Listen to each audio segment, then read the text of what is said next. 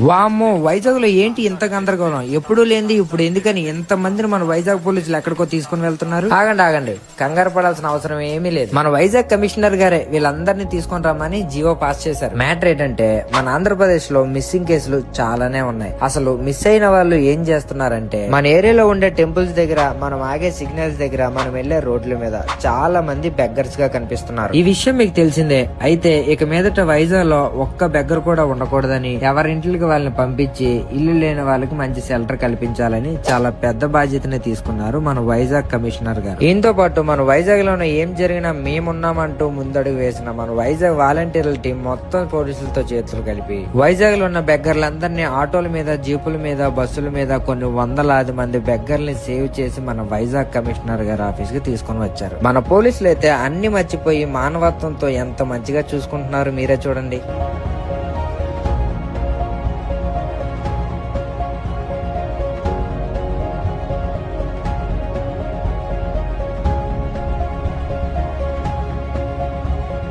అంతేకాకుండా బెగ్గర్స్ అందరికి cutting, saving, bathing చేయించి అందరికి మంచి మంచి బట్టలు వేసి హీరోలా రెడీ చేశారు చూడండి. తీసుకుని వచ్చిన ప్రతి ఒక్కరికి పోలీసులు మన వైజాగ్ వాలంటీర్ల సహాయంతో అందరికి టిఫిన్లు పంచారు. వాళ్ళు తిన్న తర్వాత మధ్యాహ్నం భోజనాలు రెడీ చేసి మన కమిషనర్ గారి చేతుల మీదుగా వాళ్ళకి భోజనాలు పెట్టారు. అంతేకాకుండా వాళ్ళకి ఏం కావాలో నేరుగా మన కమిషనర్ గారే వెళ్లి కనుక్కొని వాళ్ళతో పాటుగా భోజనం చేశారు. మన కమిషనర్ గారు చెప్పినట్లుగా మిస్ అయిన వాళ్ళలో చాలా మందిని మన పోలీస్ శాఖ వాళ్ళు ఐడెంటిఫై చేశారు. వాళ్ళందరినీ మళ్ళా ఇంటికి పంపించే ప్రయత్నాలు చేశారు. ఇల్లు లేని వాళ్ళకి మన వైజాగ్ లోనే ఉన్న షెల్టర్ హోమ్స్ కి పంపించేశారు.